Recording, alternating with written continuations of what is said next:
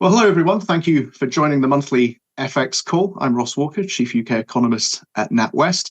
It's been a pretty dramatic past week in markets, big equity market falls, risk-off moves. Not the first time we've seen this sort of extreme volatility in the illiquid August months. But let's take a look at how we are assessing this. And let's start with the first slide, if we may, on our US monetary policy outlook, which we have revised in the light of the labour market report at the end of last week and then the ensuing equity market turmoil. So in essence, we have brought forward our forecasts for Fed fund rate cuts. So we're now looking for 3 50 basis point reductions at each of the next 3 meetings, September, November, and December. So in terms of that upper bound for that policy rate, that gets us down from 5.5% at present to 4% by the end of this year. And then we think into 2025, we probably do see some further easing as the Fed needs to get some further restrictiveness out of its policy rates, but probably a slower pace of cutting by that point. And so by the spring of next year, March 2025, say, that Fed funds rate 3.25% to a 3.5% range. Historically, when the Fed has begun to cut rates, it has done so fairly quickly and aggressively. You've probably seen in the media a reference to this famous SARM rule, where the unemployment rate, once it deviates by more than half a percentage point above its low during the previous year, historically that has been a pretty reliable indicator of economic recession. That was triggered when we had the set of labour market data at the end of last week. So that's what's prompted our rate call.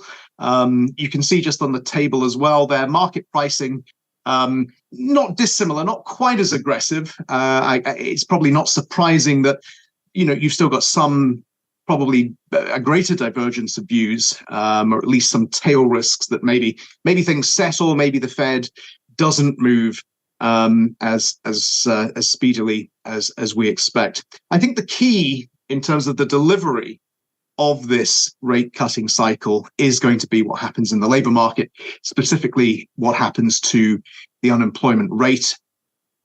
We saw at the tail end of last week that jump to 4.3% in July from 4.1% in June, and that's up from a low of 3.4% in April last year. So unemployment is rising. It's beginning to rise more rapidly, still at historically low levels, but we think that if it does hit 4.7%, our forecast, by the end of this year, further upside maybe to just above 5% by the middle of 2025, that will be sufficient to solicit some material policy easing by the Federal Reserve. And that will in turn obviously have some quite big implications for FX rates. And we'll come to that in a moment.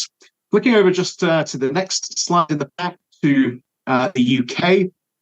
The Bank of England, of course, at its meeting in early August, delivered the first cut of this easing cycle, down a 25 basis point reduction, down to 5%. Interestingly, I think most market participants shared our assessment that this was a hawkish cut. So, yeah, they lowered rates, but we had a very finely balanced vote, 5-4. Some of the majority members voting for a cut said the decision was finely balanced, which might suggest a little bit of hesitancy in the near term about further easing. And in the accompanying set of quarterly forecasts, the monetary policy report that the Bank of England published, they cautioned that they would not be cutting rates too much too quickly, and warned that there is still evidence of some inflation persistence out there. All of that seemed to suggest to us that whilst further rate cuts are in the pipeline, probably not as soon as the next meeting in mid-September.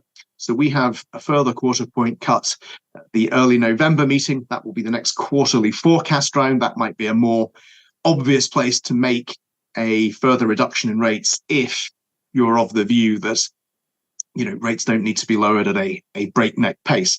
I think once we get into next year, and in the UK, and as we see clearer evidence that services inflation will be moderating, wage inflation moderating as well, we can probably see a succession of rate cuts at back-to-back meetings. So we've got quarter point reductions, February, March, May.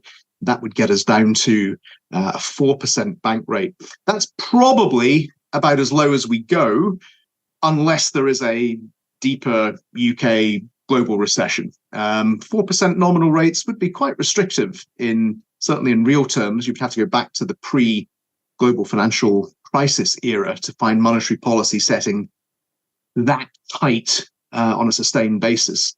So, 4% rate is clearly not particularly low. It will bring some help for mortgage borrowers, but bear in mind, even with this UK rate cutting cycle as sketched out in our forecast and as priced by markets, there will still be a real world monetary tightening for UK mortgage borrowers. People rolling off a 2-year fixed rate mortgage or a 5-year fixed rate mortgage today are typically refinancing at 200, 250 basis points above where their current product rates are. So even with these interest rate cuts, we still have another year or two of actual monetary tightening in the UK. Just jumping ahead quickly, a couple of charts just on the UK. I think these are going to be the key determinants of when UK rates are cut again, how far we go. The left-hand chart is looking at UK wage inflation, private sector regular pay growth. This is the Bank of England's preferred measure. You can see wage inflation has come off quite a bit over the past year from 8% type rates to just a little below 6% at the moment. We're expecting this measure to be close to 5% when we get data next week, which will go up to the end of the second quarter, and a little bit of further moderation ahead. If we do see wages moderating in this way, I think that's one key hurdle that gets vaulted in terms of allowing further bank rate cuts. And then just on the right-hand chart, the other key measure, perhaps the single most important measure for the Bank of England, services inflation, the lighter blue line. Again, as with wages, that has begun to ease, but it's still only a little bit below 6%, 5.7%. So it's still far too high for comfort. Some survey data, the dark line on the chart, the purple line, services PMI, prices charged balance with a 9-month lag, that suggests we've got some further downside, and we should see services inflation coming down to around 4% by the spring of next year. So if we continue to make progress in terms of moderating wage inflation, domestic services CPI inflation, that will allow some ongoing Bank of England rate cuts. But these inflation measures are still, even on our projections, 4% type rates is still a little bit too high for comfort, and probably not consistent with a 2% CPI target, the Bank of England's inflation target, being met over the medium term. So further moderation will be needed in these variables. And that's one reason why we're a little bit cautious. And we certainly think that the pace of interest rate cuts in the UK will be rather less than in the US. Just the next slide, please. Just a quick look at the euro area picture, just for completeness. The situation here, I think, has been rather more stable.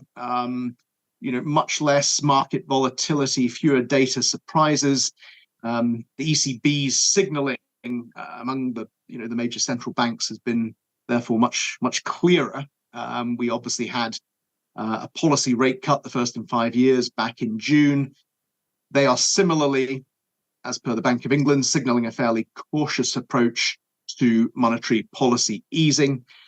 We've got the next rate reduction at the September meeting, then one more by year end, another one final 2 more in 2025, March and June. So again, rather like the UK, some reduction in monetary tightening as inflation moderates, but at quite a cautious pace.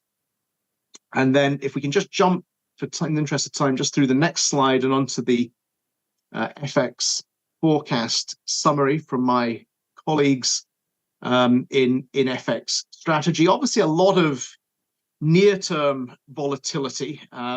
Sterling euro in particular has obviously seen a particularly sharp fall over the past week. It remains to be seen just whether the extent to which we can rebound and normalize, and Piers will talk much more about the outlook there. I guess these forecasts, from a medium-term perspective, the key fundamental themes to highlight are firstly that we do now see the US Fed easing policy more aggressively than what we'll see in Europe. Yield differentials have been a huge fundamental driver of currencies over the past year or so. So that should weigh on the dollar, and hence we have a sort of medium-term view that both euro dollar and cable can make gains.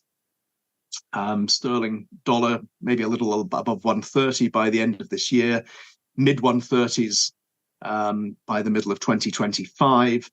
The whole US exceptionalism theme, I think, now comes into question. Part of this was based on the US's outperformance in terms of economic growth and related tighter monetary policy settings. That does seem to be being challenged now by some of the real economy data, some of the corporate earnings numbers. However, the end of this dollar exceptionalism theme has been touted for some time, and of course, the longer it goes on, the less exceptional it feels. It feels more normal. But I think now we are beginning to see slightly clearer cracks in the US economic fundamentals, a little bit of softness creeping in, particularly into the labor market data. The other key thing I think to watch, and it'll be interesting to get Piers' views on the yen. This has been the other area of real action in the FX markets, and the end perhaps of this yen carry trade, borrowing very cheap yen, converting to invest in other areas. Obviously, EM economies have been hit by this move, but you're also perhaps an explanation for some of the sell-off in US equity markets can be traced to the policy tightening in Japan. And interesting to see that BOJ policymakers were on the wires trying to reassure markets that there's not going to be an endless tightening regardless of the wider impact on financial markets. So that's a quick overview of the fundamentals, our updated monetary policy views. And with that, I will pass over to Piers Leslie from FactNotFiction Forecasting. Thanks, Ross. Yeah, I'll just quickly cover the yen, seeing you mentioned that.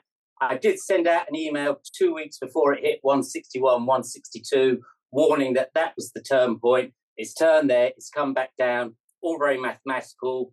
There is an email I sent out on that and a follow-up. So if you're not on the mailing list, talk to the salespeople. They can get you those mails, and I'll do an update on that.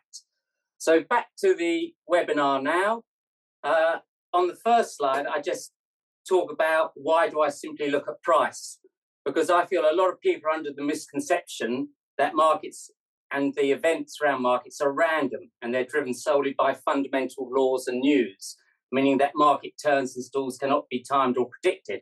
Very strange, that line, because there we were 2 weeks before the yen turned. I sent a part out saying, watch that area, and it turned exactly there, mathematically driven. So from my 40 years of studying the markets, charts tell us otherwise. They were around before modern day economics, just not as widely publicized. They're driven by mathematical order and history. Usually it's the same sort of patterns, retracements and cycles that happen time after time. And hopefully you'll see that on this presentation. So the first chart we're going to look at is the dollar index, because the dollar drives everything. Now, here I have the long-term dollar index chart just to show, and it's the one we had last month's webinar, and I highlighted the 38.2% retracement. If you've been on these webinars, you'll have heard me mention the importance of the 38.2% and 61.8 Fibonacci retracement areas on most financial markets. They're big areas, and the market always reacts to them. And I said that since 2022, price has been capped by that 38.2% retracement. And to see it back positive, you need price above that 38.2%. But what have we seen? Price again has been capped by that 38.2%. It's fallen off there and is heading down to test where the support is located. And if we go to the next slide, this is the monthly chart. And I said last month about the support being around the 100 area. and I still watch that 99, 100 area as support. And the resistance would be on that 38.2% from the previous chart. But this slide is the monthly chart, and it shows that after breaking the uptrend line, price went back up, failed at the uptrend line about 1, 2, 3, 4, 5 candles ago, 5 months ago. It failed there back in April, and it switched from support to resistance, the trend line, the rule of polarity, and that's capped dollar strength this year with that 38%.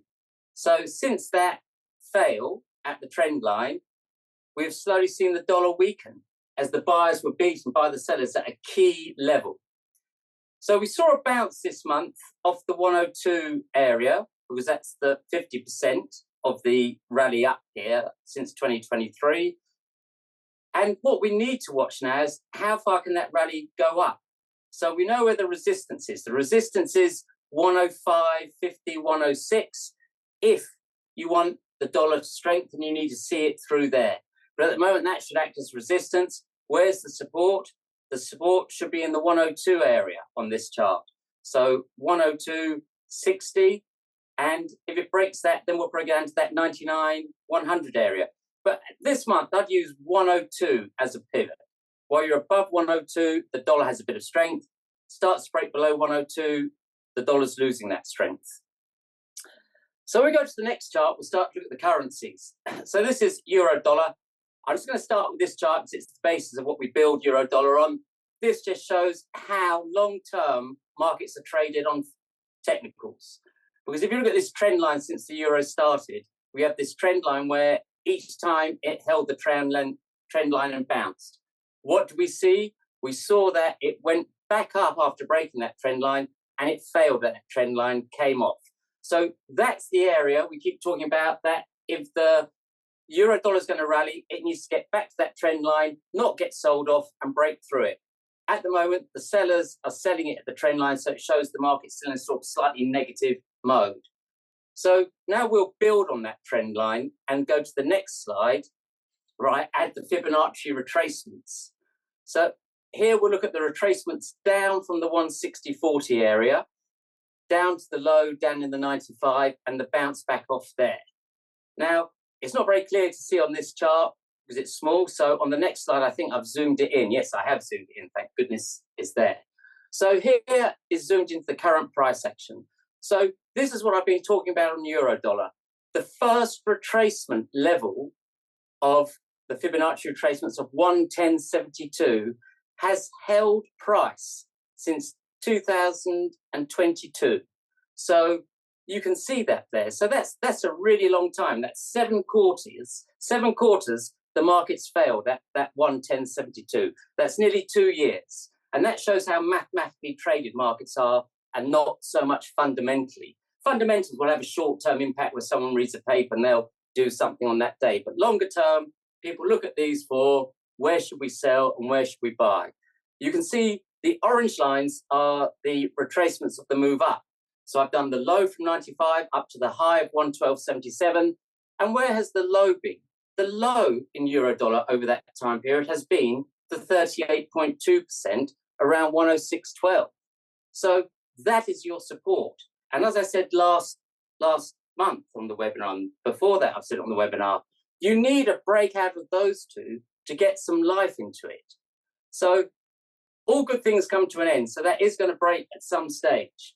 And already this quarter, we can see that it's sort of nearly traded that whole range already. So if you start to get above 110.72 and 110.90 as the 20-period moving average, then you can start to expect an assault on the trend line and euro dollar start to rally. But until it gets through 110.70, you haven't got that signal that it's rallying. On the downside, it's simple as well, 106.10, you know, that area. If you get down below there, it's starting to weaken. And that's the basis of it all. And that's nice. It's a 4-cent sort of range to watch, and it's held it for nearly 2 years. So those are my thoughts on euro dollar at the moment. At the moment, you're just in the range, and you have to wait for the break. So the next chart is sterling. Now, it's a very mathematical and orderly market, sterling, which to me, wins my prize as probably the market that's been the best simply controlled market by mathematical chart order for the last 7 to 8 years, as there's only ever been one level to watch, and that's 38.2%. Now, I heard so many times people say when it was sort of spiking through it, I sat in the dealing room, people were telling me all the time when, sterling's suddenly going to strengthen. Like when Boris Johnson won the 2019 election, all the talk was, sterling will strengthen.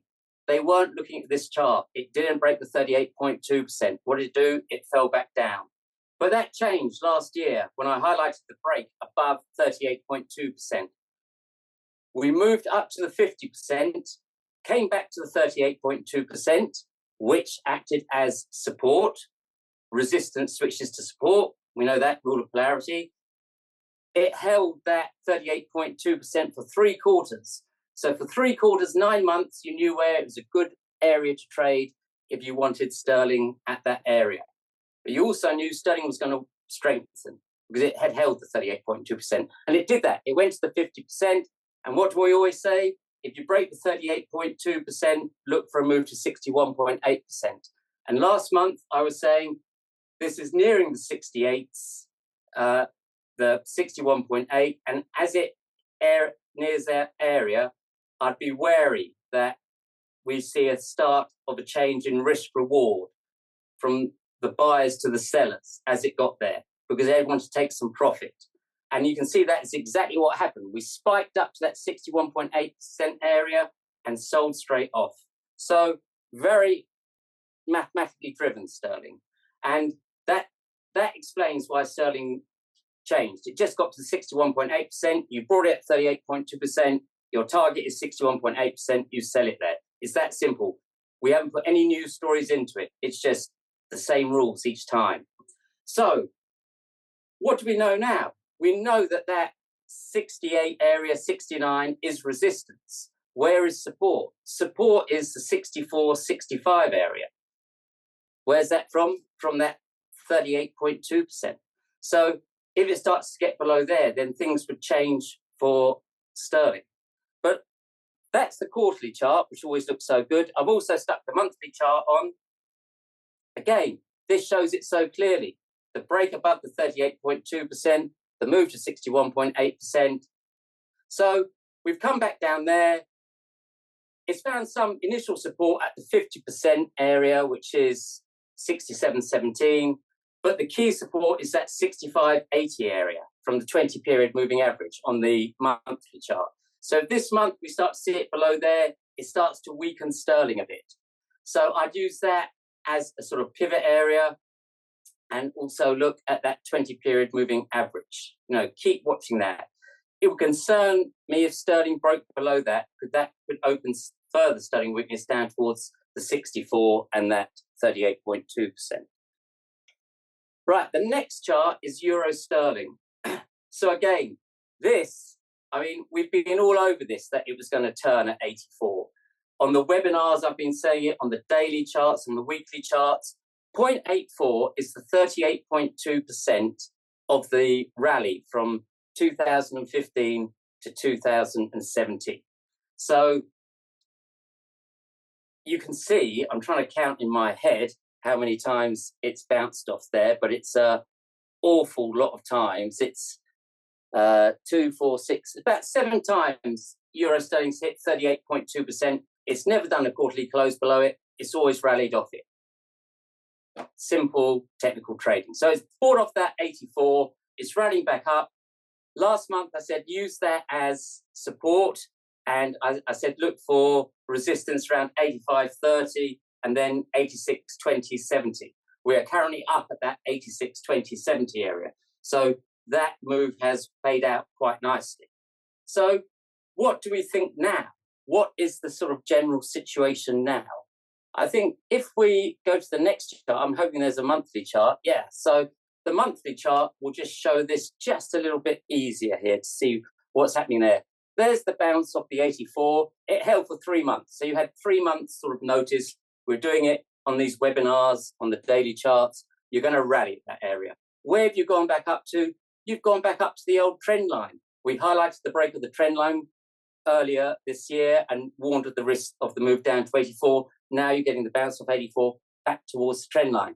Look, that 87.60, 87.20 area is still there as the sort of next resistance. But what would happen if we went above there? Well, if you go above there, that would really signal that this isn't just a flash move down in euro sterling. So at the moment, we've got to watch this candle. How does it do at 87.20.60? Does it get up into the 88s?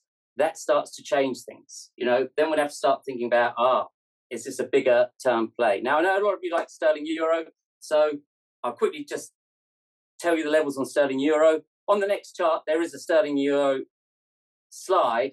You can see it doesn't work so well. It's not the real thing. It's not the traded article. So 121.60 is a 38.2% there. It's all synthetic. It doesn't really work. So I'll just tell you the levels. 119 figure 20 was the area I've been saying as resistance on these webinars and on the daily charts. That held. We saw a sell-off that down to, I was saying last month, the risk was down to 115, 116 as support. And that's where we've seen the move down to. We're at that 115, 116. You break below that, the risk is 114, 25, 50 is the next support area. Resistance should be in the 117 figure 25 area, followed by 117.75 and 118. Only above 118 does this start to fall, does the fall start to fizzle out on sterling euro. Finally, we're going to do sterling dollar. So this is the quarterly chart. It's another great example of how mathematical all financial markets are. This is the move. We're looking at the move from where it went from 211 down to the low down there. So we just go on to the next slide. I zoom into the last part, hopefully. Yes, so the last part, you can see we've got down all the way into 103.46 with the Liz Truss flash crash.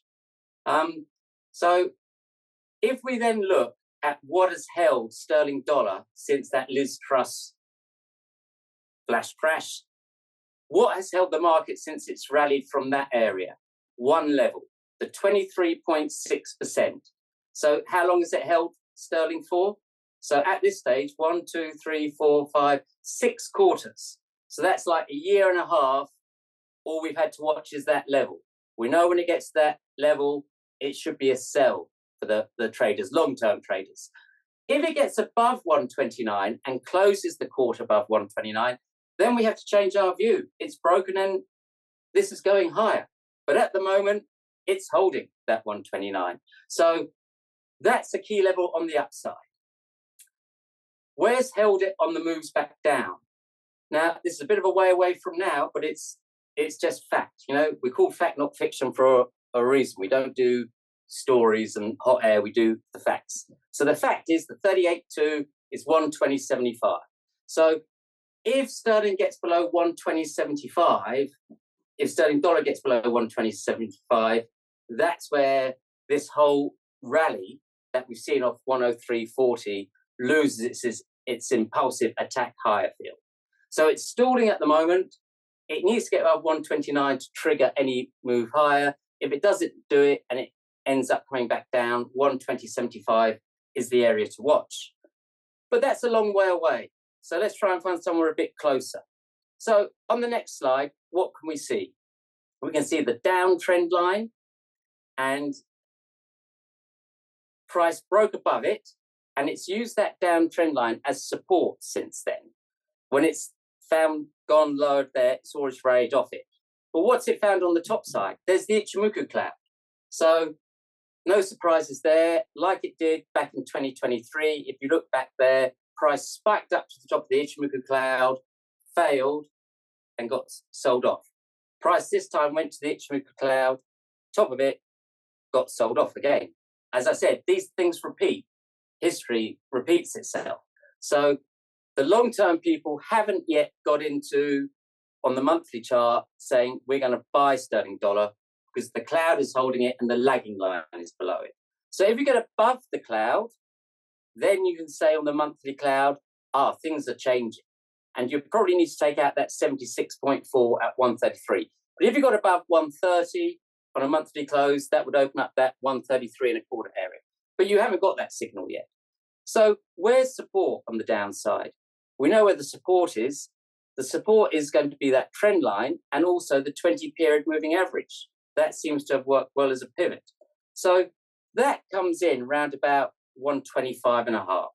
So I'd say support now 125.5, 125.70, followed by, if it did break below there, 124.70.80. But below that would really put pressure on sterling dollar and that 120.75 area. Where's resistance? Resistance on the monthly chart should be around about 128.15, followed by 128.60.80.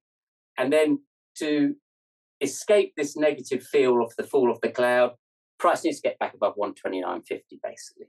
Now, I know that's all a bit rushed, but as I say, if you're interested, want to go through any of these levels a bit more or anything like that, or talk through a different currency, talk to your salesperson, your sales contact, and we can always organize some time for a discussion.